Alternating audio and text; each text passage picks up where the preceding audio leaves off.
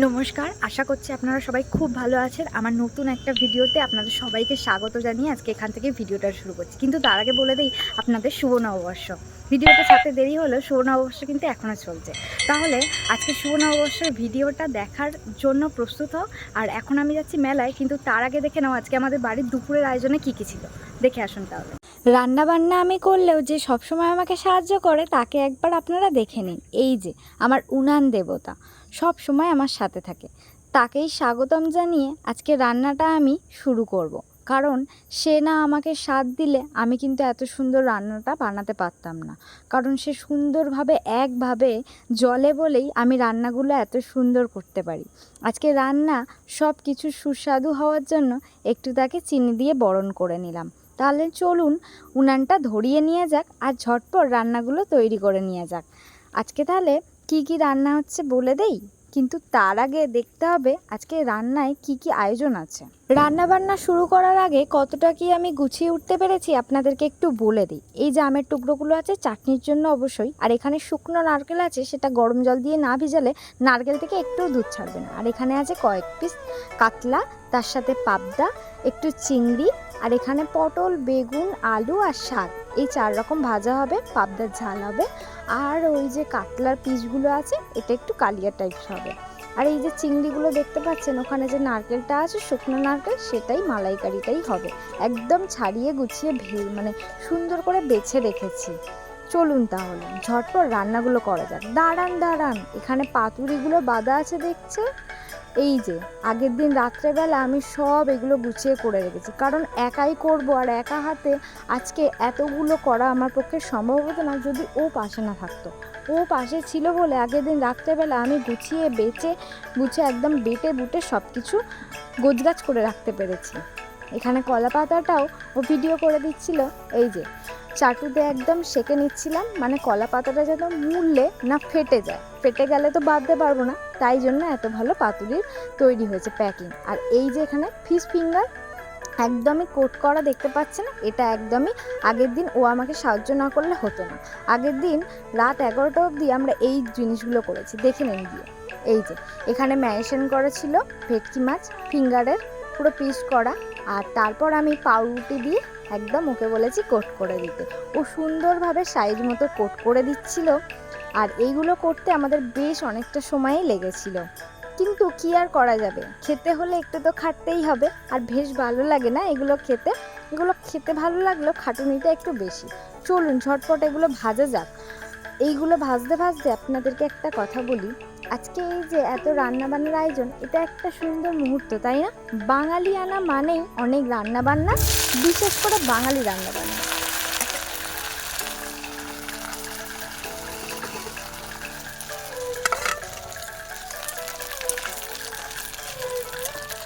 এইখানে খাসির মাংসটা ধুয়ে বাছা হয়ে গিয়েছে, পুরো পরিষ্কার করে এখানে আমি জল ঝরাতে দিয়ে দিয়েছি। তার মধ্যে আমি এখানে ভালো করে কাতলার পিসগুলো ভেজে নেবো। তার মধ্যেও আমার এখানে এই 5 রকম ভাজা হয়ে গেছে, সরি 5 রকম না, 7টা ভাজা হয়নি। তার মধ্যে চিংড়ির মালাইকারিটাও হয়ে গিয়েছে। এবার এখানে বেশ করে মাটনটা আগে ম্যারিনেশন করব। ওই যে তখন দইটা দেখালাম, তখন দইটা আমি একদম জলটা ঝরিয়ে নিচ্ছিলাম, যাতে ম্যারিনেশন করার সময় কোনো রকমের জল না ছাড়ে, কারণ মাটনে যদি জল বেরোয় একদমই কষতে গেলে ভালো লাগে না।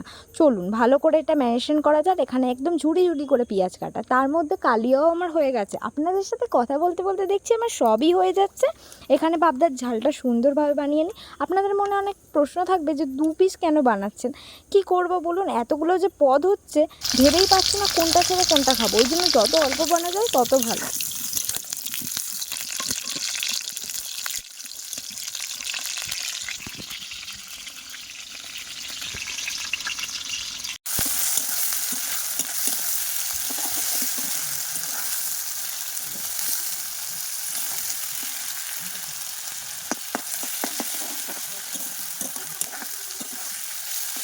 বেশ অনেকক্ষণই হয়ে গেল রান্না করতে বসেছি, কিন্তু রান্না করতে আমার একটুও কষ্ট হয় না। যখন থালা ভর্তি খাবার দেখি আর ওর সামনে দিতে পারি, এটাই আমার কাছে অনেকটাই মুগ্ধতা। মানে রান্না করার কষ্টটাই আমি ভুলে যাই যখন ও এসে বলে বাবা এত রান্না করে ফেলেছো, এটাই আমার কাছে অনেক কিছু।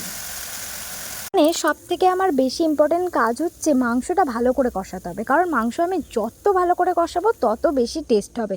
আমার পাশের উনুনটা জ্বালতে বাধ্য হলাম, কারণ অনেকটা দেরি হয়ে গিয়েছে, ওই জন্য ভাতটা আমি এই উনানটায় বসিয়ে দেবো আর তার মধ্যে পাশের উনানে আমি পাতুরি চাপিয়েই দিয়েছি। আর এর মধ্যে আপনাদের সাথে গল্প করতে করতে আমার সব রান্না হয়ে গিয়েছে। চলুন এক এক করে বলে দিই। 5 রকমের ভাজা আছে, আলু, বেগুন, শাক, পটল, তার সাথে ফিঙ্গার আছে, মাছের কালিয়া আছে, পাবদার ঝাল আছে, চিংড়ির মালাইকারি আছে, এখানে খাসির মাংস আছে, তার পাশে আছে আমের চাটনি, তার পাশে আছে 5 রকম মিষ্টি, আর তার পাশে আছে পাঁপড়, আর সাথে একটু লেবু আর কাঁচা পেঁয়াজ। ব্যাস, বাঙালি একদম জমে গেল। দুপুরবেলা অতিরিক্ত পেট পুজো করার পর আমি একটু ঘুমিয়ে নিয়েছিলাম। তারপরে সন্ধ্যে না হতে হতেই মনে পড়লো এই যে পয়লা বৈশাখের প্রথম মেলা, যেতে তো হবেই, ওই জন্য এই ড্রেসটা চুজ করলাম। এই ড্রেসটা আমার নতুন, মানে পয়লা বৈশাখের নতুন কি না, ওই জন্য এটা পরেই আজকে বেরোলাম। মেলায় ঝটপট চলে যাবো, একদম মিনিট 5-এর রাস্তা বলা যায়। মেলায় চলে এসেছি, আপনারা একটু মেলাটা ঘুরে দেখুন, তারপর আমি আবার কথা বলছি।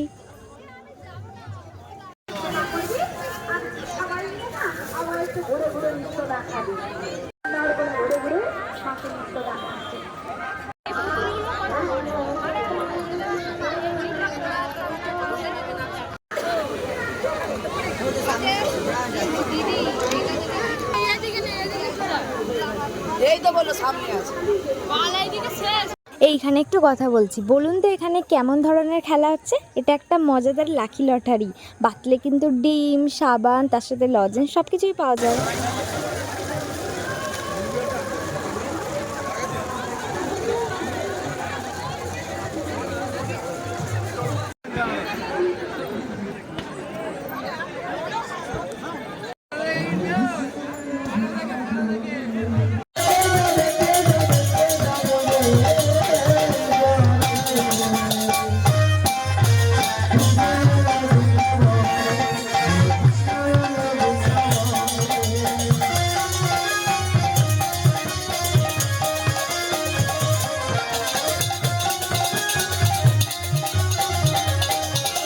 আজকে শুভ পয়লা বৈশাখের দিন আমি কিন্তু সকালে রান্নাবান্না থেকে এতক্ষণ সন্ধ্যা অবধি পুরো ভিডিও শেয়ার করলাম।